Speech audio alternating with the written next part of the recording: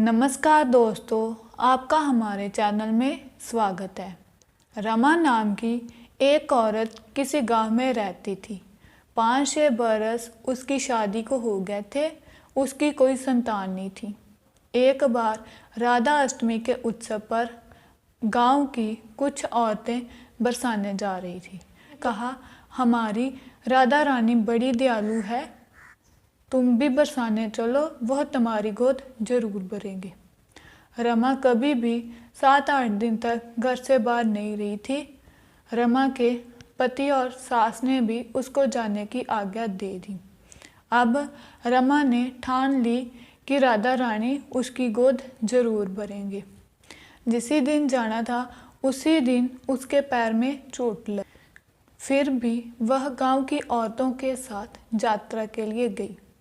सारे रास्ते ट्रेन में राधा कृष्ण का जाप और कीर्तन करते हुए वह बरसाने पहुंची। बरसाने पहुंचकर नहा धोकर तैयार होकर वह दर्शन के लिए गई। राधा रानी के महल के जाने के लिए सीढ़ियों से जाना पड़ता है। वह जैसे ही सीढ़ियां चढ़ने लगी तो उसने दूसरी औरतों से कहा, तुम आगे आगे चलो, मैं धीरे धीरे आती हूँ, क्योंकि उसके पैर में चोट लगी थी जिसके कारण चला भी नहीं जा रहा था। अभी रमा 2-4 सीढ़ियाँ ही चढ़ी होगी कि उसका पैर मुड़ गया और वह गिरने लगी। तभी एक 7-8 साल की कन्या ने उसका हाथ पकड़ लिया। रमा ने कहा, बेटी, अगर तुम आज ना बचाती तो मैं गिर गई होती। वह कन्या बोली, ऐसे कैसे गिरने देती मैया मैं तुझको। रमा ने पूछा, बेटी तुम्हारा नाम क्या है? तो उसने कहा, मेरा नाम लाडो है, जहीं पास में रहती हूँ। दोनों सीढ़ियों पर बैठ गई। लाडो बोली, मैया मेरे लिए क्या लेकर आई हूँ? रमा सोचने लगी, जान ना पहचान लाडो कैसी बातें कर रही है। रमा ने कहा, बताओ तुम्हें क्या पसंद है, मैं कल तुम्हारे लिए लेकर आऊँगी। उसने कहा, मुझे गले का हार, नथनी, कानों के कुंडल, चूड़ियाँ, मेहंदी पसंद है, इनमें से कुछ भी ले आना। इतना कहकर वह चली गई। रमा भी जैसे तैसे करके मंदिर से दर्शन करके वापस आ गई। वह लाडो के बारे में सोचती हुई बाजार से गले का हार और चूड़ियाँ ले लिया उसके लिए।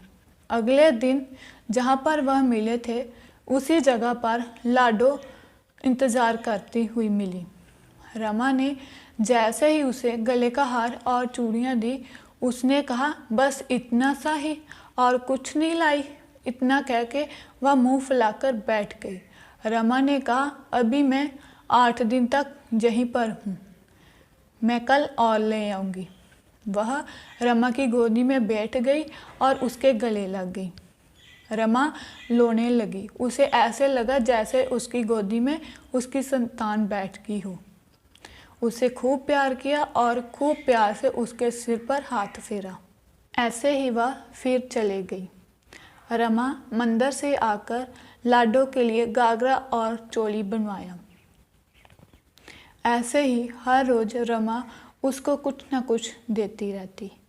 एक दिन जब सारी चीज़ें उसने लाडो को दे दी तो उसने कहा, लाडो तुम डालकर दिखाओ, देखूं मैं कैसी लगती है। तो लाडो ने कहा, कल राधा अष्टमी का उत्सव पर है, कल पहनकर दिखाऊंगी। रमा ने कहा, पता नहीं आज मेरे मन में क्या आया, मैंने एक धोती और मुकुट मोर ले लिया। लाडो ने कहा, जे कन्हैया है, मेरे साथ ही रहता है। रमा ने कहा, क्या मैं इसे दे दूं? तो लाडो ने कहा, हाँ दे दो। ऐसे ही दोनों सामान लेकर वहाँ से चले गए। अगले दिन राधा अष्टमी थी। रमा मंदिर आई तो उसने सीढ़ियों पर देखा, वहाँ पर कोई नहीं था। बहुत इंतज़ार किया लेकिन वहाँ पर कोई नहीं आया। वह मंदिर गई। मंदिर में बहुत भीड़ थी।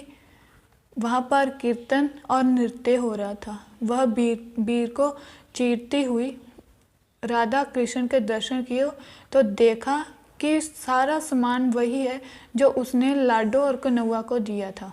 ये वही सामान है जो उसने दिया था, जो उन्होंने धारण किया है। रमा पत्थर सी हो गई, उसकी आंखों से आंसू आने लगे। उसे समझने में देर न लगी कि जगत के पालनहार राधा कृष्ण मेरे पास आते थे। राधा मेरी गोद में आकर बैठती और मुझे मात्र संतान का सुख प्रदान करती थी। रमा जैसे तो बावरी सी हो गई। वह दिन रात लाडो लाडो पुकारती। उसने दूसरी औरतों से कहा, तुम लोग जाओ, मैं नहीं आऊँगी। उसका पति और सास भी उसको लेने आए, लेकिन वह नहीं गई। ऐसे करते करते 30 वर्ष बीत गए। प्रतिदिन वह सीढ़ियों पर बैठकर आंसुओं से सीढ़ियाँ धोती। ऐसे करते करते 30 वर्ष बीत गए। एक दिन एक बालिका आई और रमा को हाथ पकड़कर ऊपर अट्टालिका में ले गई। उसने कहा, लो आ गई तेरी लाडो।